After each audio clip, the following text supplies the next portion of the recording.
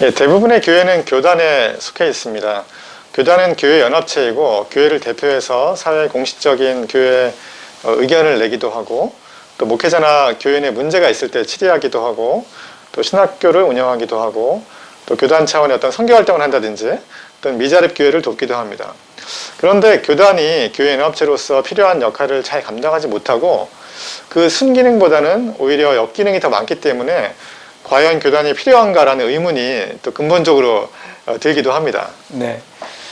대부분의 교단들이 총회가 있고 총회보다 작은 구조인 노회나 지방인 등 산하 조직들이 있습니다. 교단에 따라서 노회나 지방의 회장을 평신도인 장로가 하는 경우가 간혹 있지만 대부분 노회장이나 지방회장 또 총회장은 목사들이 하고 있습니다. 총회 의결권이 총대에게 있는데 이 총대에도 보면은 목사와 장로를 동수로 하거나 동수로 하기도 하지만 대부분 총회 교단 전체를 대표해서 목사님의 영향이 절대적인 것을 부정할 수 없습니다. 그래서 교단의 결정들이 목사에 또 목사에 의한 목사를 위한 것들이 대부분입니다. 그러니까 이런 결정들이 목사님 자체로만 일어나니까 때로는 사회적 상식과 어긋나는 경우가 너무 많아요. 교단에서 목사님들의 영향이 절대적이기 때문에 목사님들은 기득권 강화 수단으로 교단을 이용합니다. 대표적인 것이 목사 정년인데요. 일반적으로 목사님들의 정년이 70세입니다. 대부분 그런 교단이 그렇게 시행하고 있습니다. 그런데 기독교 대한 하나님의 성회, 여의도 수목교회가 있는 기독교 하나님의 성회에서는 2013년에 목회자 정년을 75세로 연장했습니다. 29년에는 한국의 5개 교단 중에 하나인 예장백석이 정년을 마찬가지로 75세로 연장을 했습니다. 예장합동 측도 2009년 총회에서 목사 정년을 연장하는 움직임이 있었습니다. 우리나라 공무원들이나 일반적으로 회사를 다니는 그런 정규직 같은 경우에 60세가 정년입니다. 그보다 더 짧게 은퇴하시는 분도 있으시죠. 그쵸. 사회에서는 사오정, 그러니까 45세가 정년이라는 말도 있고요. 5,6도, 56세까지 일하면 도둑이라는 말이 예전부터 유행됐는데 70세가 모자라서 정년을 더 연장하는 목사님들의 모습이 과연 세상에서 어떻게 볼까 걱정이 됩니다.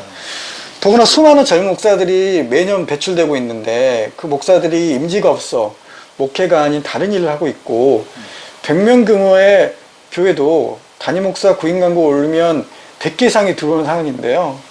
목사님들의 이 정년 연장을 젊은 목사들이 어떻게 바라볼까 좀 걱정이 됩니다.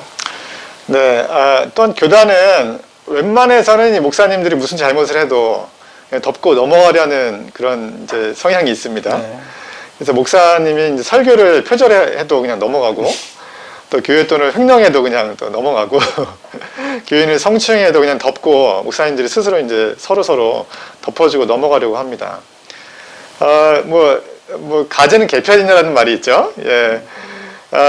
이 교회 내 분쟁이 있을 때 이제 교단의 목사님들은 철저하게 이제 어떤 목사님과 평신도 사이에서 목사님 편을 드는 게 이제 현실이에요. 네. 교회 내에서 목사의 비리가 발견되어 이제 교회에서 어떤 문제 제기를 해도 교회는 목사님을 해임할 수가 있는 권한이 교회법상에 없어요. 네. 왜냐하면 목사님을 임명하고 해임하는 권한이 노회에 있어요. 상위 노회에 있기 때문에 목사님의 비리를 고발을 하면 많은 경우에 오히려 고발을 한 사람을 문제 삼고 이 노회에서는 담임 목사님 편을 들어줍니다. 이 최근에 예장합동 소속의 한 교회의 담임 목사님이 목양실에서 수차례 이제 음란물 결제를 하고 야동을 보다가 장로님들한테 들켜서 이제 문제가 된 적이 있어요. 근데 이 목사님 대신에 임시당회장으로 교단에서 파송받은 목사님이 오히려 교인들에게 뭐라고 하셨냐면 장로님들한테 당신들은 야동 안 봤냐? 뭘 그런 거 가지고 이렇게 문제 삼냐 하면서 오히려 담임 목사님을 두둔하는 일이 이제 발생했어요. 이것이 이제 교단 목사님들의 현실입니다. 이 교단이 대형교회의 어떤 비리나 또한 부정을 승인하는 등의 이 대형교회한테 휘둘리는 사례들이 많아요. 네. 이 교단의 주요 역할 중에 하나는 교회에 어떤 문제가 생겼을 때 법과 원칙에 의해서 재판을 하고 치리를 하는 것인데 많은 경우에는 영향력이 큰 대형교회에 휘둘리고 그들의 어떤 잘못에 대해서 면죄부를 주는 역할을 합니다. 대표적인 것이 예장 통합이 명성교회 세습을 교단 차원에서 이제 승인한 것입니다. 예장통합헌법에는 세습 금지가 명문화되어 있어요. 그렇죠. 근데 2019년 총회에서 예장통합은 헌법을 무시하고 공식적으로 세습을 허용해 줬어요. 그때 이제 총회에서 수습안을 만들었어요. 수습안을 만들었는데 수습안에 나와 있는 내용이 참 재밌어요. 제가 읽어드리면 이 수습안은 법을 잠재하고 결정한 것이므로 누구든지 총회 헌법 등 교회법과 국가법에 의거하여 고소고발, 소제기, 기소제기 등 일절 제기를 할 수 없다. 라는 내용이 이제 수습안에 명시되어 있어요. 법을 잠재한다는 얘기는 한마디로 교단의 헌법을 무시한다는 얘기예요. 그러니까 교단 자체로 교단 헌법을 무시하고 결정했다는 걸 인정한다는 거예요. 무엇을 위해서 이렇게 했을까요? 이 세계 최대의 장로교회인 명성교회 세습을 허락하기 위해서 이런 초법적인 결정을 내린 것입니다. 네. 이런 교단의 구조, 교단의 정치가 없어지지 않는다면 한국교회는 절대 개혁될 수 없습니다. 먼저 교단총회의 구조를 바꿔야 합니다. 50대 이상 남성, 목사인 또 장로들 중심인 이 교단의 주류층을 보다 젊은 층 그리고 보다 많은 여성들이 의결권을 가질 수 있는 총대의원으로 구성될 수 있도록 그 구조가 바뀌어야 합니다.